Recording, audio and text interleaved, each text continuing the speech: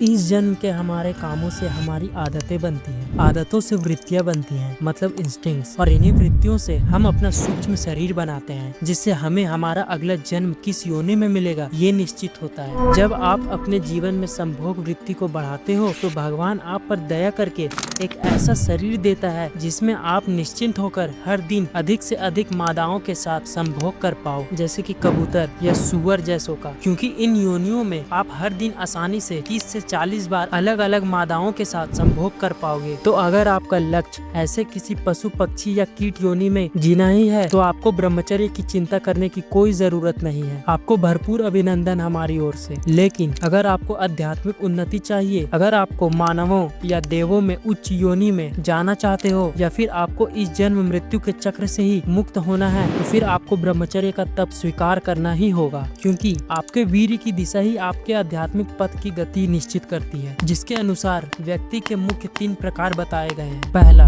ऊर्ध्वरेता। जो व्यक्ति अपना वीर्य की रक्षा करता है उसका वीर्य रीढ़ की नसों से होकर ऊर्ध्व दिशा में मस्तिष्क की ओर बहता है। वो वीर्य फिर से अमृत अवस्था को प्राप्त होकर व्यक्ति के ब्रह्मरंध्र और मस्तिष्क की नाड़ियों को पोषित करता है। ऐसे व्यक्ति को ऊर्ध्वरेता कहते हैं, और इनकी आध्यात्मिक गति भी ऊर्ध्व दिशा में, मतलब भगवत धाम या कम से कम स्वर्ग को होती है। दूसरा, मध्य रेता। जो व्यक्ति अपना वीर्य का उपयोग संतान प्राप्ति हेतु सिर्फ विवाह संस्कार के अंतर्गत अपनी पत्नी के गर्भ में दान करता है उसे मध्य रेता कहते हैं। ऐसे व्यक्ति अगर अपने गृहस्थ धर्म के आचरण में जुड़े रहे तो उन्हें भी ऊर्ध्वरेता के समान भगवत धाम या स्वर्ग की प्राप्ति होती है। और अगर सभी कर्म ना भी कर पाए तो भी सिर्फ अपने इस विवाहित ब्रह्मचर्य के पालन मात्र से भी कम मनुष्यों में उच्च कोटि की समृद्ध परिवार में जन्म प्राप्त होता है। तीसरा, अधोरेता। जो व्यक्ति अपने वीर्य की रक्षा ना करे, ना ही उसका उपयोग गृहस्थ धर्म में संतान प्राप्ति के लिए करे, बल्कि उसको निकाल कर उसका व्यय और विनाश करता है, उसे अधोरेता कहते हैं। और ऐसे व्यक्तियों को निश्चित पाताल और नरक जैसे लोग या फिर प्राणी पक्षी कीट जैसे नीच योनियों में जन्म मिलता है। इन तीनों वीर्य की दिशाओं के बारे में अधिक जानने के लिए मेरी इस वीडियो को जरूर देखें। वो पुरुष जो अपने वीर्य को अपनी पत्नी की योनि के अलावा कहीं और बहाता है तो उसे चोरी और ब्रह्म हत्या का पाप लगता है और यमलोक की यातना के बाद नीच योनियों में जन्म प्राप्त करता है। इसलिए ये हमेशा ध्यान रखें कि आपका वीर्य ही आपके प्राण है। जिस भी दिशा में आपका वीर्य जाएगा उसी दिशा में आपके प्राण जाएंगे। इसलिए अपने वीर्य की गति उसी दिशा में करें जिस दिशा में आप अपने प्राण की गति चाहते हैं। और अगर इतना जानने के बाद भी आप अपने आप को रोक नहीं पा रहे हो और ये सोच रहे हो कि मैं तो जो कर रहा हूँ अकेले में कर रहा हूँ, किसे पता चलेगा कि मैंने क्या किया, कब किया, तो इतना जान लीजिए कि शास्त्रों के अनुसार मनुष्य के सभी कर्मों के मुख्य 12 साक्षी होते हैं जो हर वक्त उसके कामों पर नजर रखे हुए हैं। सूर्यो अग्निया खम मेरु देवा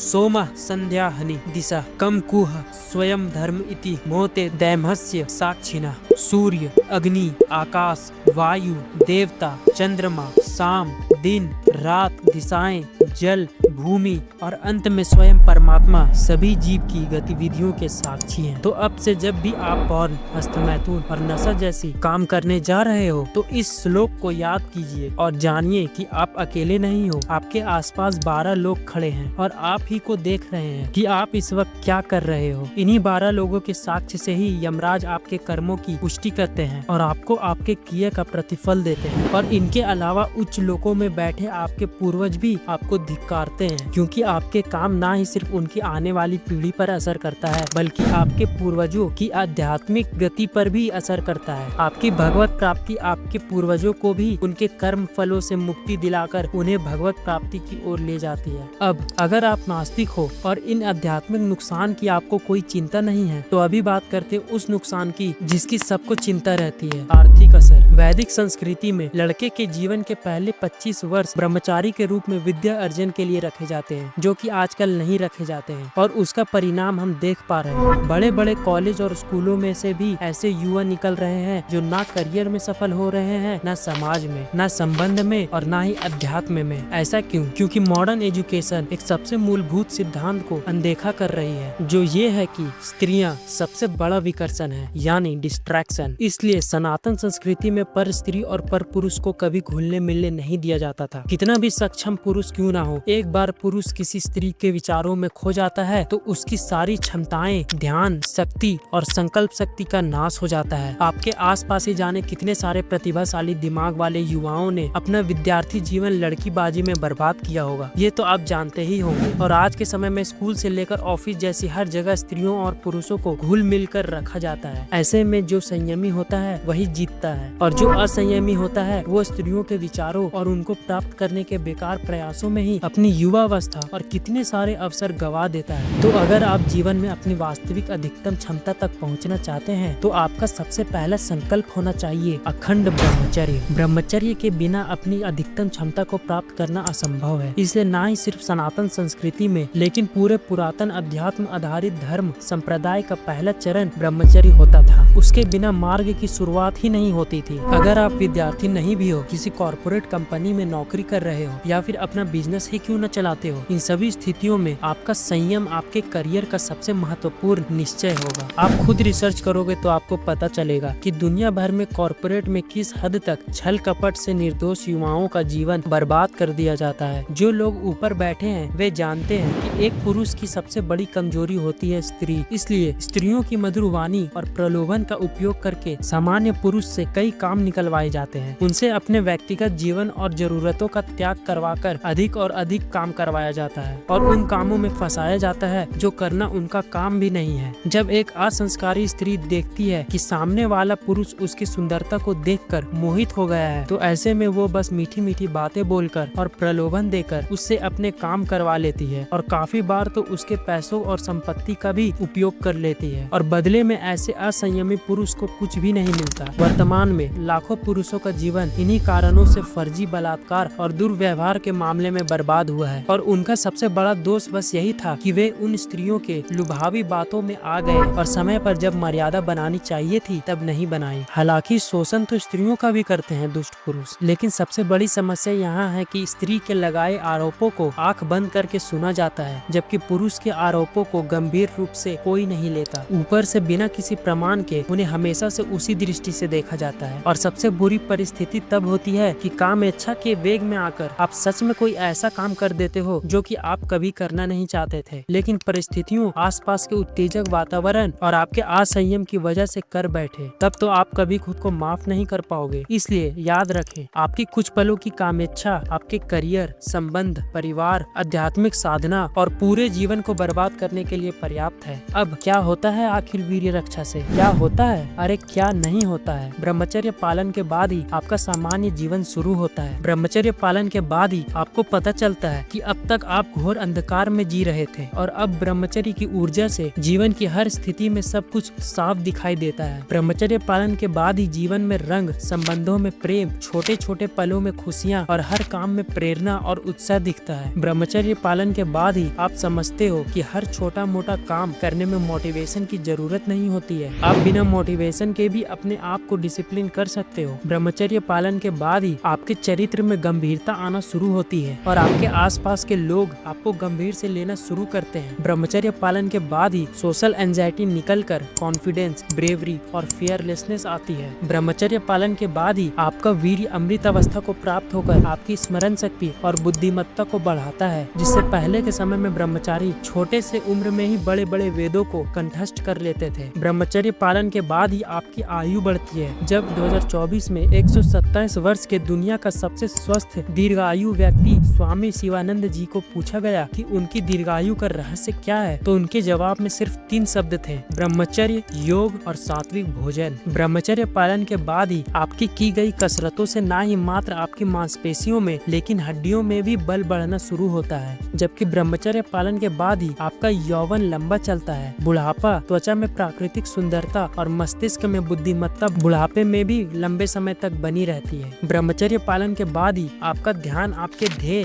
काम और पढ़ाई में लगातार रूप से लंबे लंबे समय तक लगना शुरू होता है। ब्रह्मचर्य पालन के बाद ही आप अपनी इंद्रियों पर और उसके कारण पूरे जीवन पर नियंत्रण पा सकते हो, क्योंकि जीवन पर नियंत्रण वही पा सकता है जो अपनी प्रबल कामेच्छाओं को सहन करके इंद्रियों को अपने इच्छा अनुसार काम करवा सके। अब ये तो हमने कुछ मुख्य फायदों के बारे में बात की। शास्त्रों और मॉडर्न विज्ञान के ऐसे अनगिनत कथन हैं जिसमें जीवन के हर क्षेत्र में ब्रह्मचर्य के फायदे के बारे में विस्तार से बताया है। लेकिन अब क्यों करें ब्रह्मचर्य, इसका तो पूरा ज्ञान हो गया। अब जानेंगे कि कैसे करें ब्रह्मचर्य, जो कि हमारा तीसरा सीरीज है। अगर आपने हमारा पिछला वीडियो नहीं देखा तो जरूर देखें। धन्यवाद।